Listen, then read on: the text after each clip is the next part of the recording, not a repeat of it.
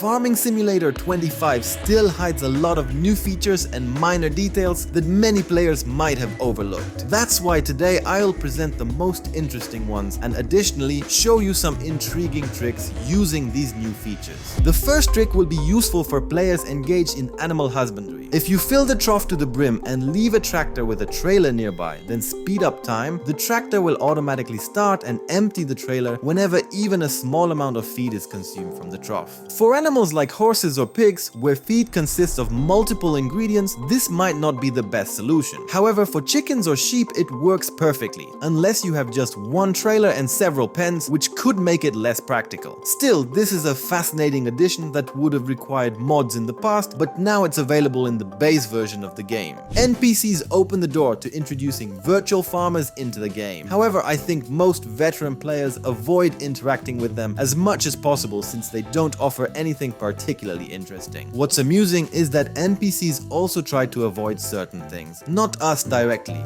but rather nighttime or bad weather. In such conditions, you won't be able to chat with your virtual grandpa, as he's either sleeping or hiding from the rain. The marketplace is also empty during bad weather or at night. Interestingly though, the market itself remains open regardless of the time or weather conditions, yet you won't be able to buy anything there. I also have no idea what NPCs buy or sell, considering all the crates are empty. What puzzles me most is the school bus that drives non-stop in the middle of the night. A regular bus I could understand, but this one clearly has school written on it. What's more, the bus driver takes sharp corners recklessly and doesn't stop at railroad crossings, making it a truly mysterious element of the game. I think this detail might annoy many players during their nighttime tasks. Many players have likely used mods to make their stubble look more realistic. I'm referring specifically to the stubble left after harvesting corn, particularly green corn intended for silage. We've been able to harvest it at this growth stage for a while, but now the stubble varies depending on when the corn was harvested. The difference is subtle, so I assume many players wouldn't notice it if I didn't mention it. However, I know that in the previous game installment, mods addressing this were quite popular, so I'm sure many players will appreciate this change. Another detail I'm sure most players wouldn't notice is the compass. I'm not talking about a handheld tool, but rather the compass found in tractors, such as in the Duitsfahr, where it's displayed on the onboard computer. Interestingly, the compass works unlike the temperature indicators, which often show entirely different values across various tractors. You can use the compass as a substitute for GPS to drive in a straight line. However, it's so small that this might be challenging. You won't find the compass in every tractor, but all the ones I've tested do have a cruise control system. What's more, it displays the set speed, which is a neat addition. Speaking of cruise control, it has received a new feature, or maybe it was already there, but I doubt it, as a similar function was only added through a mod in Farm Sim 22. Here's how it works. If you set the cruise control to match the speed of, for example, a forage harvester you're working with, and then want to drive away from it, instead of changing the cruise control speed, you can simply hold down the cruise control activation button. The tractor will then accelerate to its maximum speed, but the cruise control settings will remain unchanged. This means that when you reactivate it, you'll resume driving at the previous speed. It's a brilliant feature that's particularly useful when working alongside a forage harvester. For console players or those using a controller connected to a PC like me, for instance, I've got two great tips to make gameplay easier. The first one is for checking prices. There are a lot of them, and scrolling all the way to the bottom can take some time. However, you can speed up the process. Pressing R2 switches to the next category and holding R2 skips directly to the bottom. If you then press R2 again, you'll jump straight back to the top. It's a fantastic trick and worth remembering. The next tip will be especially useful for players who spend most of their time in the forest. That is, professional loggers. While most of you likely use advanced machinery for tree felling, some may still rely on a chainsaw. If you do, here's a way to simplify your work. When you start cutting a tree, hold down R1 or R2. Then you can release the button responsible for cutting and subsequently release R1 or R2, whichever you pressed. The tree will continue to be cut automatically, making the process much easier. For players on PC or any platform really, I've got another interesting trick, this time related to horses and grooming them. All you need to do is start grooming a horse and then open the menu or the shop. When you return to the game, the brush will continue moving automatically without requiring requiring you to hold any buttons. This can be incredibly handy if you have a lot of animals to groom. These were relatively simple tricks, but I've also got something brilliant that requires a bit of creativity and can give you practically free water. If you place a water tank on your farm, not only do you pay for its construction, but you also have to pay for filling your tanker, which for larger tanks can cost over 1,000, a bit absurd. Of course, you can get water for free from a river, but not every farm is close to one. Here's the solution: a rice field. You can create the smallest possible rice field, even in the shape of a tiny triangle, which costs only about 132. Then turn on the water to flood it, which interestingly is free. Once the field is flooded, you can fill your water tanker for free. You can place this source anywhere. It might not look ideal, but with a bit of creativity, you can decorate it nicely. The best part is that the water is free, the setup is cheap, and it takes up very little space. A win on all fronts. When it comes to the feature showing the trailer's fill level, most players have probably already noticed it, but there's something equally interesting. While mirrors in the game are a great touch of realism, they aren't very reliable due to their limited visibility. Until now, accurately unloading grain from a combine into a trailer required using the third-person camera. However, the game now provides an audio cue when the combine's unloading pipe is positioned over the trailer.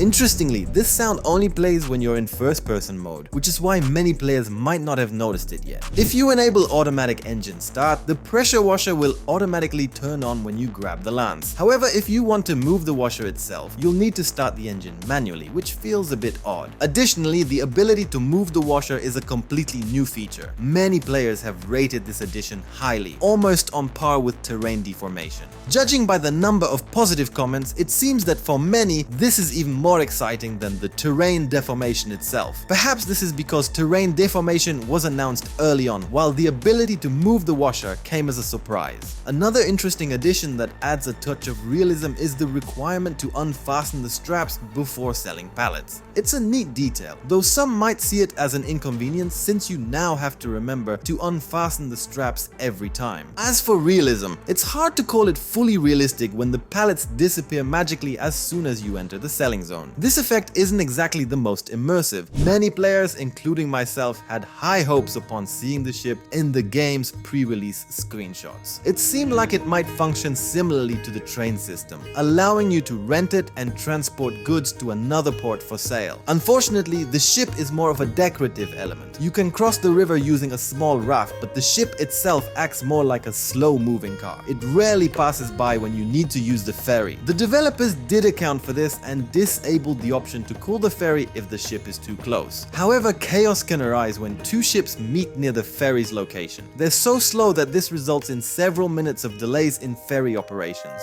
Do pallets age now? That's not such a simple question, as even with the latest game update, some bugs remain. I've noticed that pallets sometimes appear in different shades, some lighter, some darker, suggesting that some are new while others are old. However, after exiting and reloading the game, all the pallets return to a new appearance. Interestingly, after fast forwarding a few months, some pallets looked older again. My guess is this isn't an intentional feature, but rather a glitch. If it's intentional though, it's a curious addition to realism, albeit a strange one considering that aged pallets reset after restarting the game. When it comes to pallets, it's worth mentioning their primary ingredient, wood. A fascinating new feature has been added to the build menu, the ability to adjust the size of trees when planting or placing them. Trees planted with this growth suggesting mode don't actually grow. I sped up time by nearly a year and they didn't change at all. Before the last update, there was a bug that prevented trees planted with a tree planter from growing, but this seems to be a different issue. It's possible that these trees are designed purely as decorative elements, small and unchanging. If that's the case, it's an interesting detail, though it might disappoint some players. What do you think? Did the developers intentionally create these forever young trees, or is this just another bug? Share your thoughts in the comments. While we're on the topic of the build menu, let's discuss another new addition. You can now add solar panels to most sheds and even some animal pens. Simply click the customization button.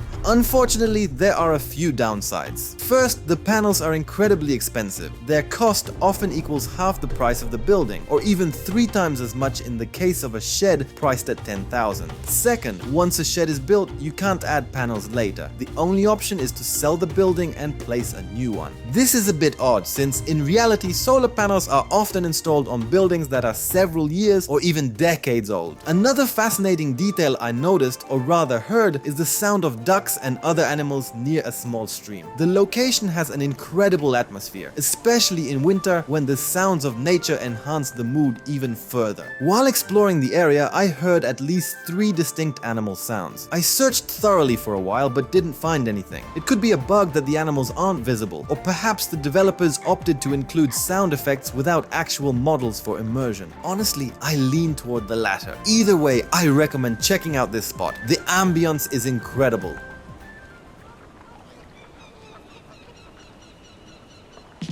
Another change I noticed, or rather remembered while recording, is the way vehicle teleportation works. Previously, using the tab key cycled through vehicles in order from newest to oldest. Now it teleports you to the last vehicle you were in. This is a significant improvement, though I might be mistaken. If I'm wrong, feel free to correct me in the comments. To wrap up, here's an interesting tidbit that might be new or just something I hadn't noticed before. When attaching a front loader, different tractors respond differently in terms of their front lights. For instance, on the small Deutz-Fahr tractor, 2 lights turn on when the loader is connected, while 2 others turn off. Meanwhile, on the Class Arian tractor, a similar situation occurs but with different lights. It's a neat detail that will certainly appeal to fans of intricate mechanics. If you're also a farm sim enthusiast, don't forget to subscribe to this channel and see you soon.